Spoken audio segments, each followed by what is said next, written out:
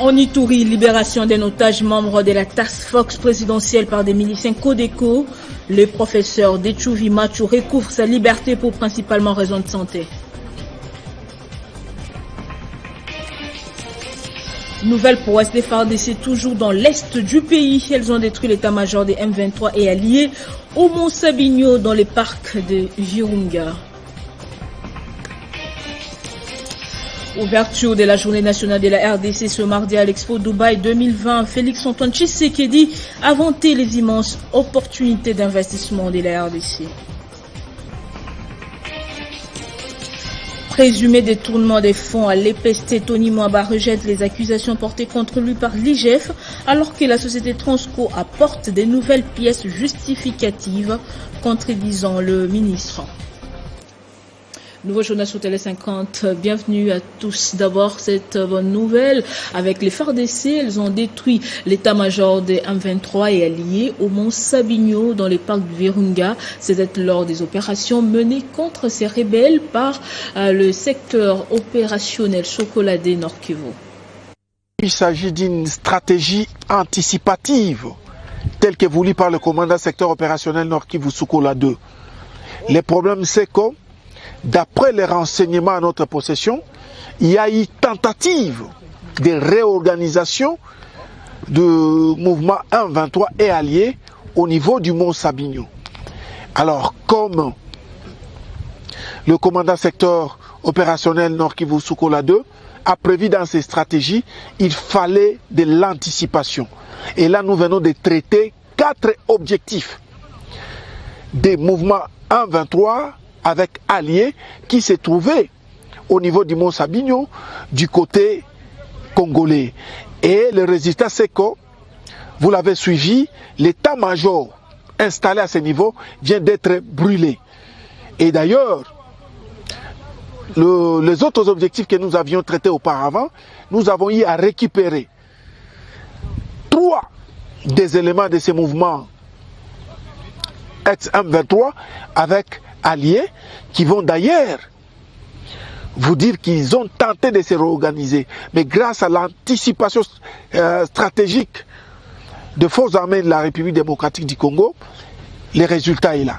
Donc nous venons de détruire l'état-major de ce mouvement. Donc il ne sera plus question pour ce mouvement de se réorganiser sur le sol congolais. Effectivement, c'est pas pour rien que l'autorité, après bien évidemment la localisation de cet état-major, l'autorité a voulu à ce qu'il y ait une anticipation.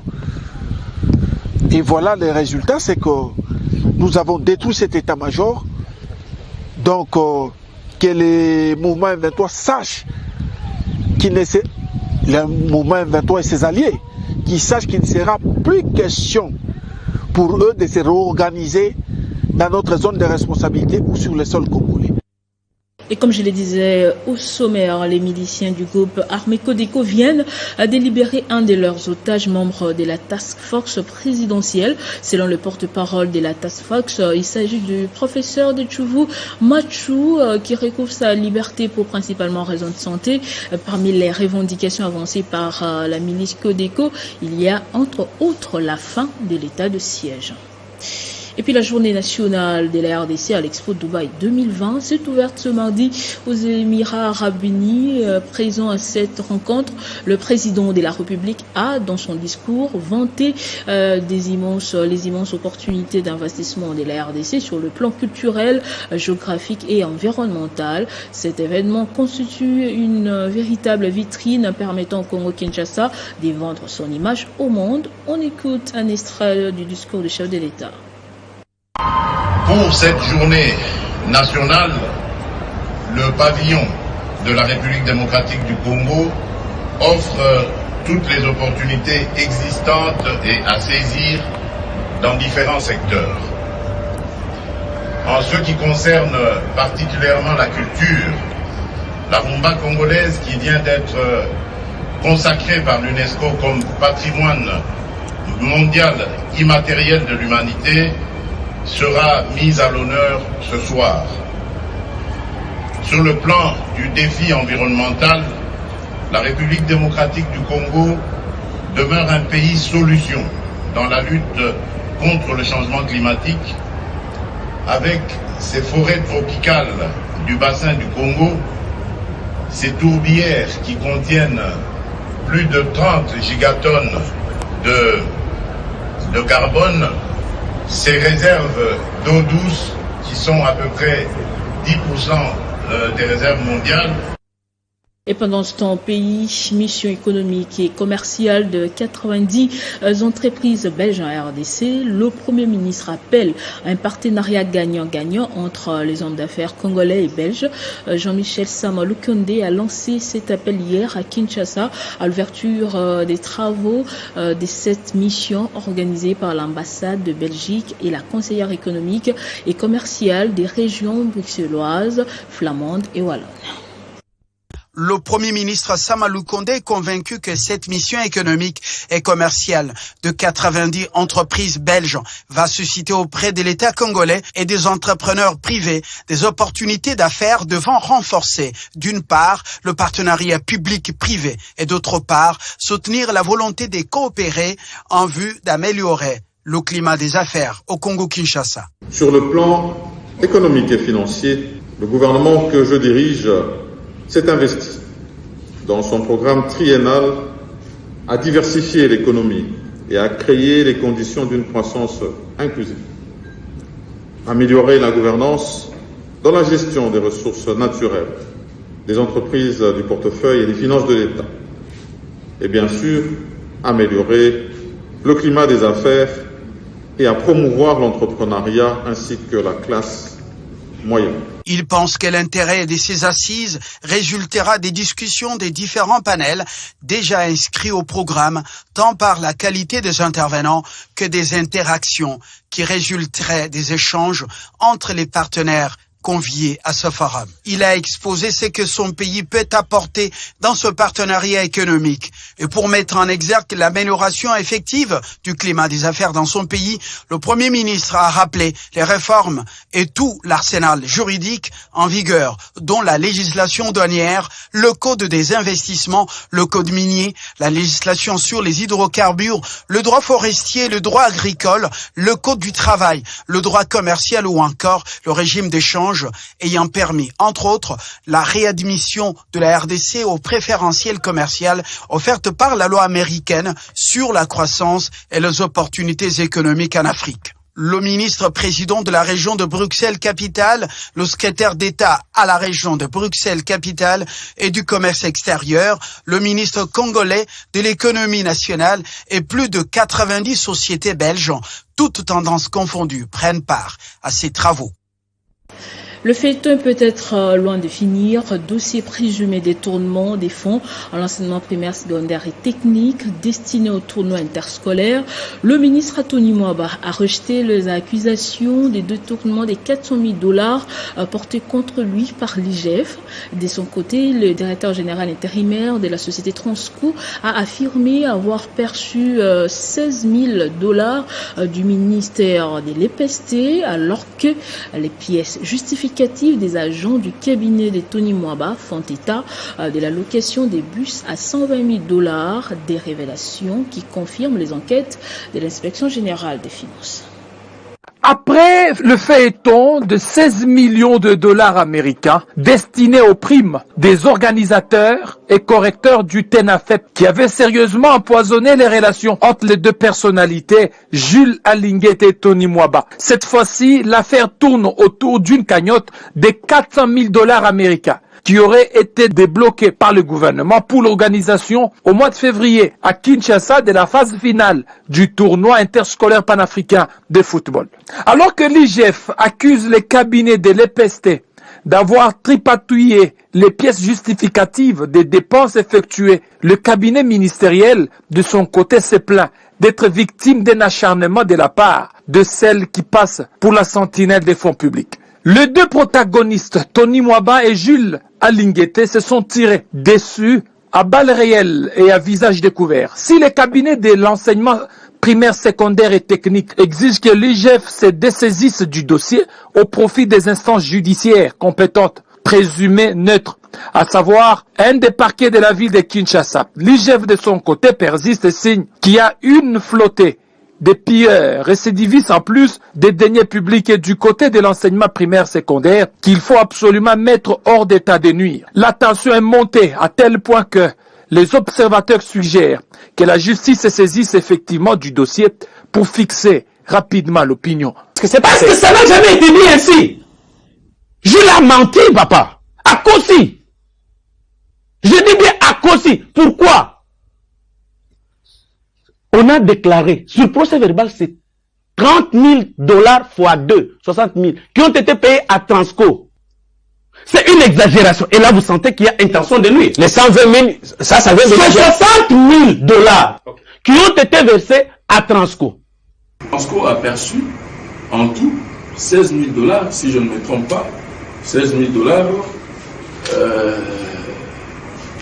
ça fait enseignement primaire et secondaire $ américains 14 000, location de 40 bus pour une demi-journée samedi. Dimanche, 15 heures, destination navette dans la ville, location 30 bus standard pour demi-journée dimanche, 10 heures, destination navette dans la ville. Ok? Donc, toutes sont faites, le nombre de bus loués, c'est le montant que j'ai dit à l'IGF, c'est tout ce que je dis. Au vu de ces contradictions, l'on peut dire que c'est une guerre qui est loin d'être terminée entre l'inspecteur général, chef des services, Jules Alinguete, et le ministre de l'enseignement primaire, secondaire et technique, Tony Mwaba. Les torchons continuent à brûler suite aux divergences des vues sur les décaissements des fonds alloués au tournoi interscolaire panafricain. L'avenir nous en dira un peu plus.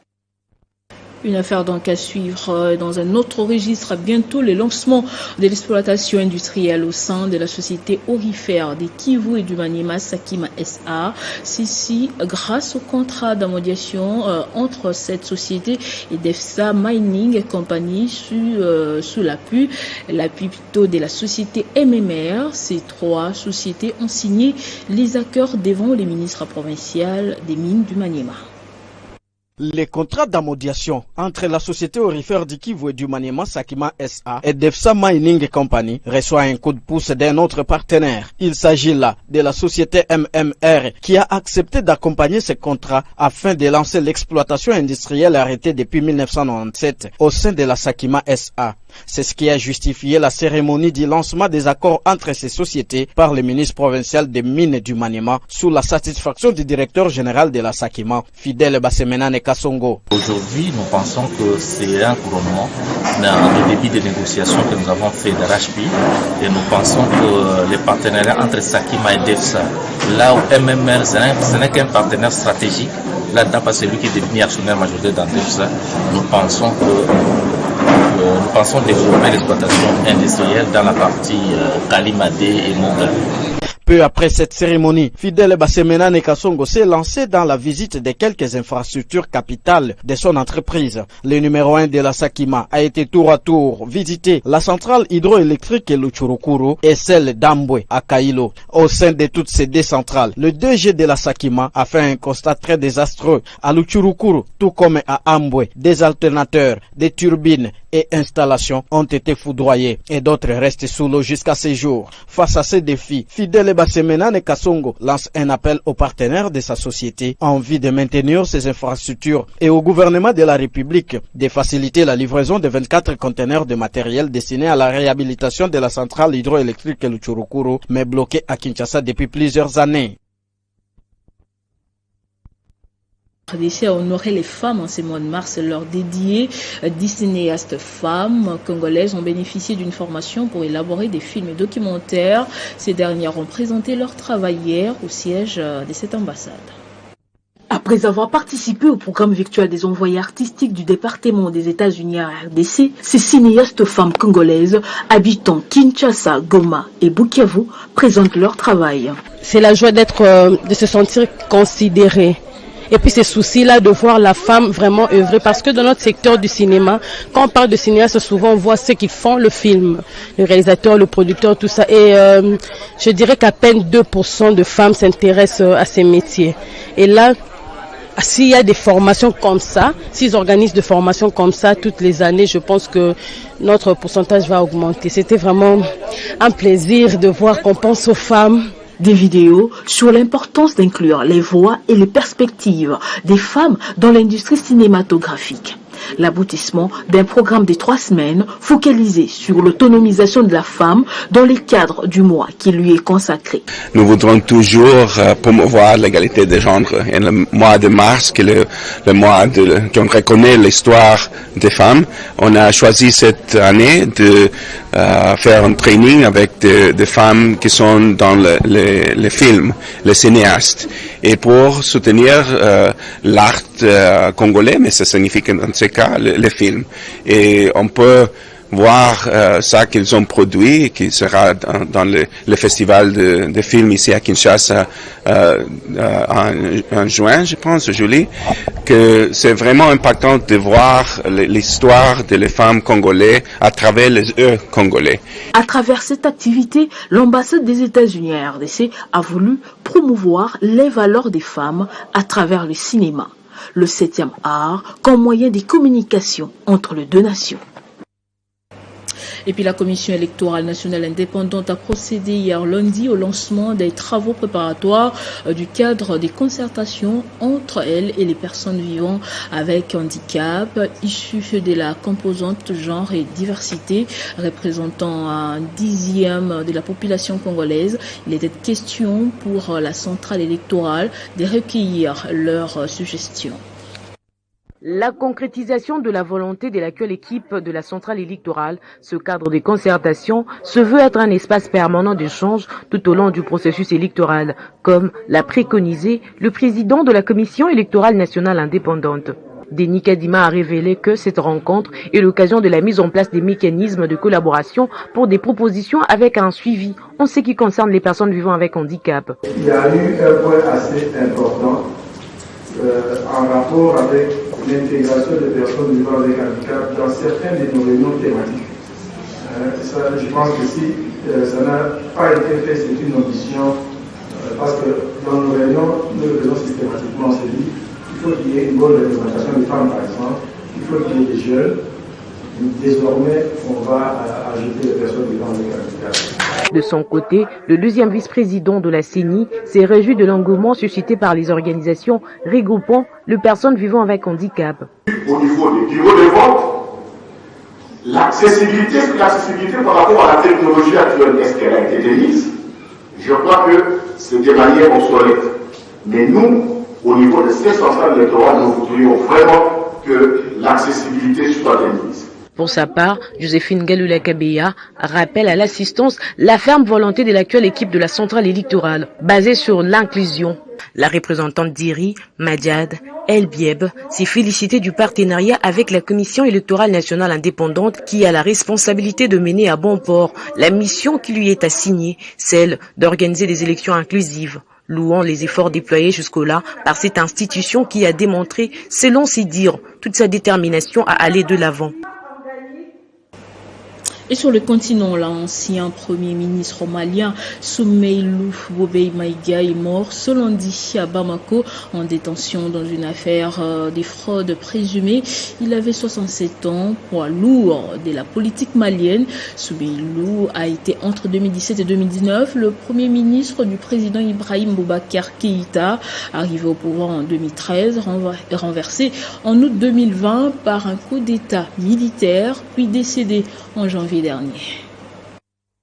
Soumeylou Boubèye Maïga était détenu depuis août 2021 à la prison centrale de Bamako. Cet ancien premier ministre était accusé de faux, usage de faux et favoritisme à propos d'une enquête sur l'achat de matériel militaire et l'acquisition d'un avion présidentiel en 2014 alors qu'il était ministre de la Défense. L'achat de cet avion avait été épinglé par le bureau vérificateur général, autorité malienne indépendante qui avait dénoncé des pratiques de surfacturation, des détournements de fonds publics, de fraude et des trafics d'influence. En décembre 2021, il a été transféré dans une clinique de Bamako où il est décédé hier lundi. Sa famille et ses médecins avaient demandé qu'il soit évacué à l'étranger pour être soigné lorsque sa santé a commencé à se détériorer. Cette demande n'a pas été acceptée par le gouvernement militaire de transition. Plusieurs de ses proches ont, après l'annonce de sa mort, rendu hommage à un Malien valeureux. Pour sa famille, c'est une grande perte, mais aussi pour le Mali et pour l'Afrique. Figure emblématique de la scène politique malienne, il restera dans les mémoires pour avoir été l'un des principaux hommes politiques maliens à avoir travaillé avec l'ancien président Ibrahim Boubacar Keïta pendant longtemps. Nommé Premier ministre en 2017, Maïga avait été contraint à la démission en avril 2019 après les massacres de 160 civils à Ogossagou Centre par des présumés chasseurs d'Ongo et après une série de manifestations dénonçant la mauvaise gestion du pays. L'ex-premier ministre était chef d'un parti politique dénommé l'Alliance pour la solidarité au Mali, convergence de forces patriotiques. Et voilà, place au sport à présent. Football, barrage mondial Qatar 2022. À quelques jours du match aller RDC Maroc, les décors est déjà planté à Kinshasa. Tous les Congolais se mobilisent pour baliser le chemin à la maison avant la manche retour. Valentin Moulonga et Mécène a de sa part sollicité l'implication de l'église. Il a échangé ce lundi avec les présidents des églises du Réveil du Congo quant à ça. Au-delà de tout soutien au Léopard Football de la RDC, Valentin Moulongoy, mécène de grande renommée, veut le soutien spirituel. Tout d'abord pour l'équipe nationale. Et je vous parle avec conviction que notre équipe nationale va battre le Maroc. Puis ce qui était très important au départ, c'est l'unité. Comme tout le monde est concerné, même le ministre lui-même de la jeunesse et des sports, il m'a bien dit, Yassante Moulongoy. Moukouba, vous êtes là, il faut jouer votre rôle. Bon, comme moi j'ai mon rôle de mobilisateur, je suis obligé de voir là où on peut entrer, qu'est-ce que je peux faire. Alors, en voyant la grandeur de ces grands hommes de Dieu, il fallait venir les chercher et qu'ils nous donnent cette bénédiction de notre équipe nationale Léopard. Le pasteur Dodo Kamba, président des églises des Réveils du Congo, promet son accompagnement. Compte tenu de ma responsabilité autour de l'église du Réveil du Congo avec les autres pasteurs, il a pensé me voir pour solliciter notre soutien, principalement dans la prière.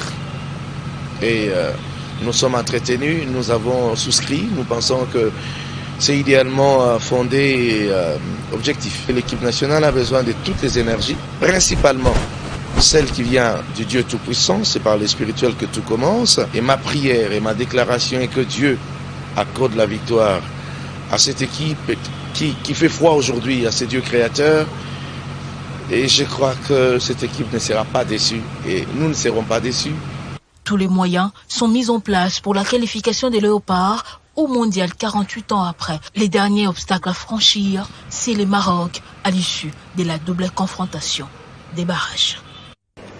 Et puis la cérémonie d'ouverture du championnat provincial de football du Haut-Ouélé a vécu le samedi dernier au stade d'Oulunga de Wamba en présence de plusieurs délégués venus des 6 territoires, dont son nom le ministre provincial des Sports Jules Magbaye, représentant le gouverneur Christophe Bassé-Nanga, a rassuré les équipes de l'accompagnement du gouvernement provincial à l'émergence du football dans son entité.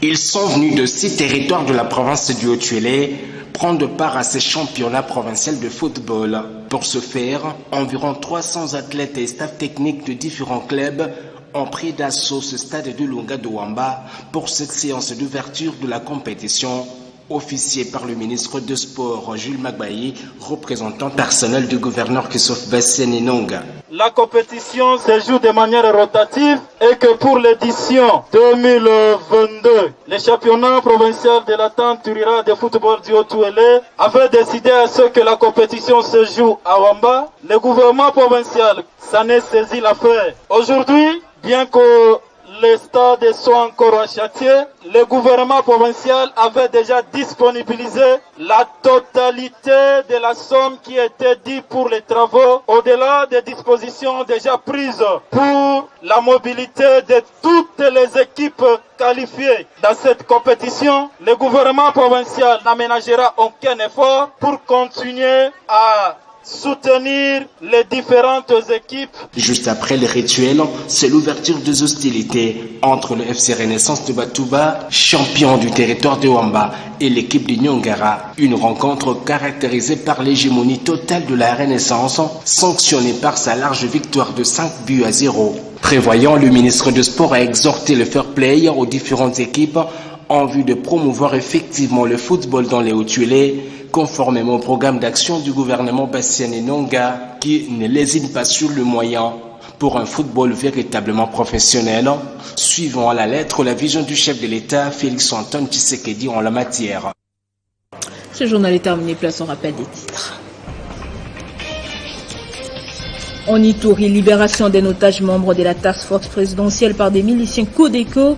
Le professeur de Tchouvi Machouré couvre sa liberté pour principalement raisons de santé. Nouvelle prouesse des FARDC toujours dans l'est du pays. Elles ont détruit l'état-major des M23 et alliés au mont Sabinho dans les parcs de Virunga. Ouverture de la journée nationale de la RDC ce mardi à l'Expo Dubaï 2020. Félix Antoine Tshisekedi a vanté les immenses opportunités d'investissement de la RDC. Présumé détournement des fonds à l'EPST, Tony Mwaba rejette les accusations portées contre lui par l'IGF alors que la société Transco apporte des nouvelles pièces justificatives contredisant le ministre. Restez avec nous, tout de suite c'est la revue de presse.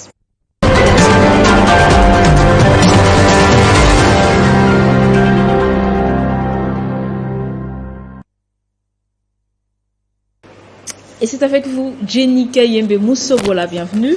Merci Nathalie Yoko, bonjour à tous. Débutons votre revue de presse de ce mardi avec ce sujet, un nouvel affront entre Jules Alinguete et Tony Mwaba.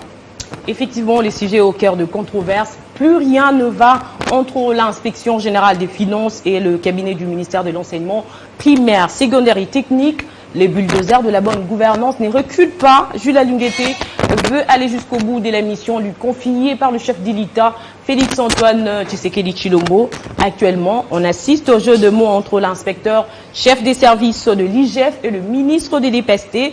Jules Alinguete, cité par OuraganFM.cd, a laissé entendre, je cite, « Le mal veut résister aux priorités du chef d'Ilita. Pas question de reculer face aux brebis galeuses. » Ce dernier accuse les agents du ministère de l'EPST d'avoir détourné des fonds alloués à l'organisation du tournoi panafricain interscolaire FIFA 2022, complète mediacongo.net.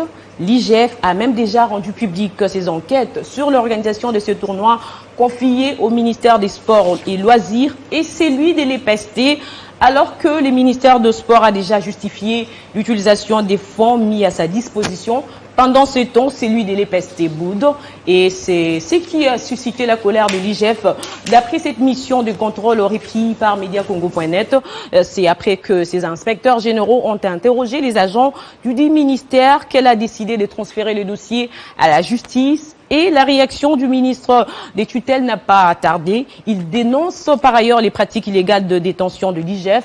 Nombreux se demandent pourquoi Tony Mwaba s'agite face au regard de trop de l'IGF. Élection à RDC, l'Alliance des paysans indépendants travaille pour le retour de Joseph Kabila.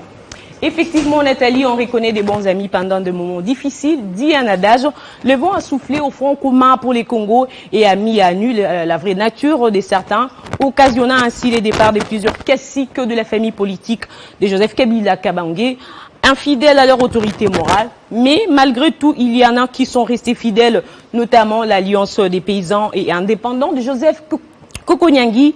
En prélude des élections de 2023, l'API multiplie des sensibilisations sur les terrains et invite à l'occasion les Kinois à renouveler leur confiance à Joseph Kabila. Le parti de Kokonyangi affûte déjà ses armes à ses jours. Il a enregistré plus de 2000 adhésions, rapporte Grognon. Bien avant la campagne électorale de 2023, Joseph Kabila bénéficie déjà du soutien des siens. L'API, qui n'est pas sa première action, annonce d'autres activités toujours dans les cadres de la sensibilisation dans les jours à venir. Et on termine avec le décès de l'ancien Premier ministre malien. Oui, nous venons tous de suivre un élément bien élaboré dans le journal.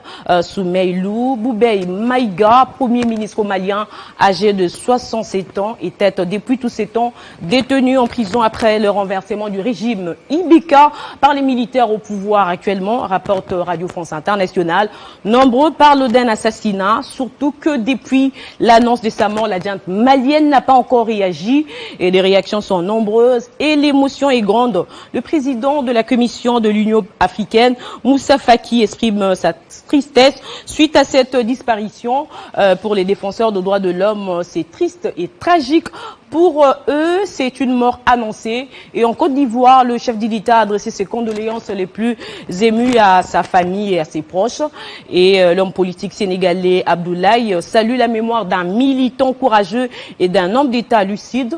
Pour lui, Boubèye restera une figure emblématique du mouvement démocratique, en particulier de la révolution du 26 mars 1991. Merci Jenny, que son âme repose en paix. Oui. Merci également à vous de nous avoir suivis de partout. L'information reste en continu et en temps réel sur votre télévision.